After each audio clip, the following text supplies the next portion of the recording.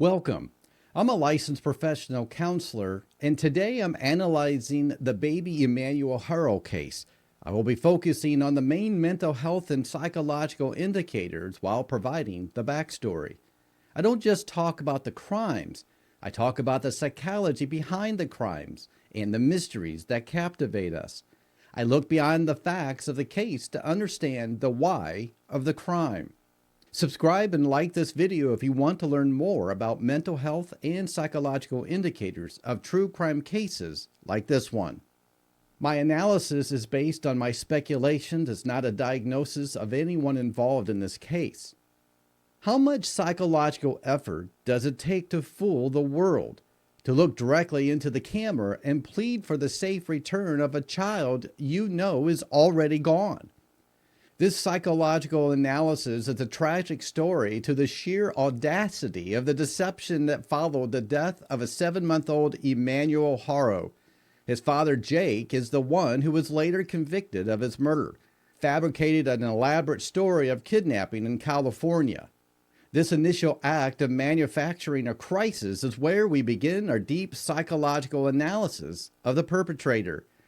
It immediately shifts the focus from a sudden tragic death to a calculated performance intended to manipulate the law enforcement and the public. What does this tell us about the mental health of the person who created this lie?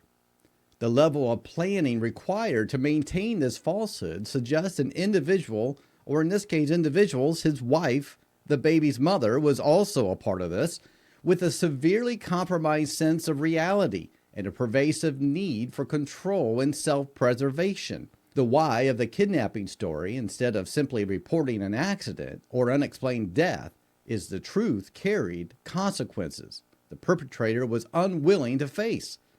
It suggests a pre-existing psychological defense mechanism, a pattern of evading responsibility even when facing the ultimate crisis. The initial story given to the police was full of cracks. Emmanuel's mother, Rebecca, claimed she was assaulted in the parking lot while changing her son's diaper, only to regain consciousness and find him missing.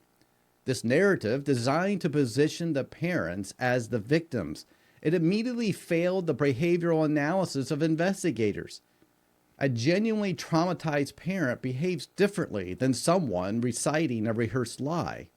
We see a fundamental mental health indicator at this moment: the severe psychological detachment from the reality of the crime. To go through the motions of reporting a missing child, knowing you played a role in the death, requires a chilling level of emotional indifference and a complete lack of empathy for the child's life and the community's concern. This act of profound betrayal against the public trust and against their own son's memory becomes the first major clue into a disordered personality structure that prioritizes image and freedom over truth and morality. The most compelling mental health indicator in this case is not the single act of murder, but the documented historical pattern of cruelty that preceded it. Before the death of Emmanuel, Jake, his father, already had a conviction for willful child cruelty involving his daughter from previous relationship. This is a critical detail here. This prior offense transforms our understanding of the crime from an isolated incident of rage into the fatal culmination of a violent, sustained psychological trajectory. The daughter suffered long-term permanent injuries that left her permanently bedridden. This history points to a serious and unresolved psychological pathology. It reveals an individual who has consistently lacked the basic impulse control and empathy required to care for a child. The fact that Jake faced legal consequences for abuse and then went on to commit murder suggests a personality fundamentally resistant to change or deterrence. The why of this repeated abuse often ties back to deep-seated issues like childhood trauma or an immense feeling of personal inadequacy that is displaced onto the most vulnerable. For an individual with this pattern, the child becomes a convenient target for the release of internal rage and frustration, revealing a dangerous psychological structure where the desire for domination overrides the basic human instinct to nurture. This tragic reality is that baby Emmanuel was not the victim of a single sudden act. District Attorney Michael Hestron's office presented evidence indicating that the child was likely a long-term victim of abuse throughout his 7 months of life. This medical evidence found injuries like broken ribs, healing fractures, and partial skull fracture. This is crucial for our psychological analysis. How does a person inflict and allow chronic abuse without breaking down, confessing, or stopping? This requires a horrifying psychological mechanism, sustained psychological compartmentalization. The abuser must mentally split the child into two figures, the public image of his son and the private object of violence.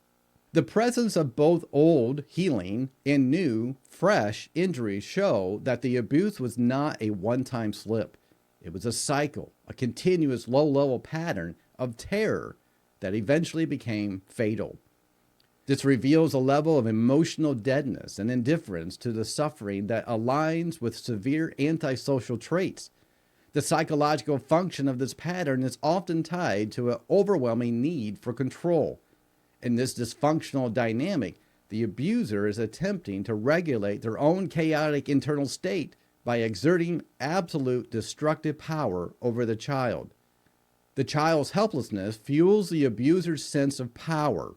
A significant psychological clue presented itself during the court process. Jake eventually pleaded guilty to murder and child endangerment in front of the judge, rather than through a traditional plea bargain negotiated with the district attorney's office. Why this specific action? On the surface, it could be interpreted as a genuine moment of crushing guilt and accountability. However, from a psychological perspective, it could also be seen as the last attempt at controlling the narrative and the outcome. By pleading guilty directly to the court, he secures a degree of certainty about his sentence and possibly limits the evidence presented against his wife, Rebecca, who was also charged in connection with the crime. It is a final act of calculated self-interest, masking itself as a tearful confession. This behavioral clue, the strategic timing and the nature of the plea, gives us the moment about his underlying psychology. Even in the face of inevitable consequences, the deep-seated impulse to manipulate and manage external perception remains powerful. The kidnapping story and the calculated guilty plea both serve as the same psychological function: control. One controlled the beginning of the legal process, the other, the end. The emotional weight of this case for the surviving family and the community centers on one agonizing, unresolving detail: the location of Emmanuel's body. Even after his guilty plea to murder, Jake has failed to provide the exact location of his son's remains. He reportedly tried to show investigators where he buried the body, suggesting he may have felt a fleeting need for psychological relief through confession, but ultimately he failed to bring Emmanuel home. This final refusal or inability to disclose the location is the ultimate act of psychological cruelty. It ensures that the victim's family is denied the finality and ritual needed for grief and psychological resolution. This lingering secrecy acts as the perpetrator's final piece of psychological control. It's the one last secret only he holds, keeping the crime actively relevant and keeping his victims in a state of perpetual emotional limbo. This dynamic speaks to the severe and persistent lack of remorse. Here are three main indicators I see in this case. Indicator number 1, historical pattern of extreme violence and cruelty. Prior conviction for willful child cruelty resulting in a permanent severe injury to another child. This is not a situational stress.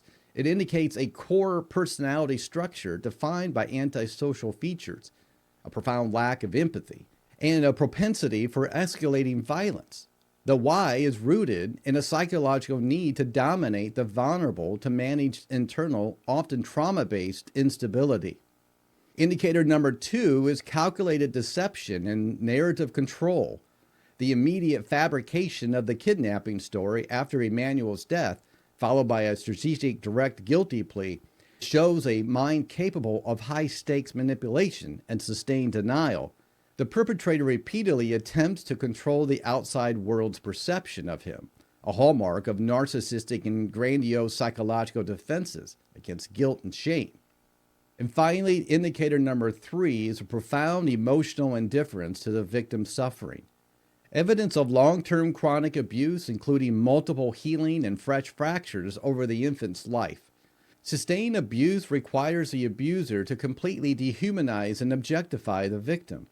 This reveals a severe psychological detachment from the parental role and from basic human morality, creating a state of emotional deadness where the child's pain is simply ignored in favor of the abuser's immediate psychological needs. The story of Baby Emmanuel Haro is a haunting examination of long-term destructive power of an unaddressed psychological pathology. It shows how the history of violence, when left unchecked, can culminate in the ultimate act of betrayal against a helpless child. The evidence of sustained abuse and the subsequent acts of elaborate deception provide a clear, though tragic, picture of the psychological forces that drove this crime. What did you think about this case? Were there any elements that stood out to you? Let me know. If you want more mental health analysis of true crime stories like this one, be sure to subscribe for more. And if you found this case compelling, be sure to watch this next story. It will make you more aware of your surroundings. Thank you for joining me today. Until next time, stay curious, stay safe.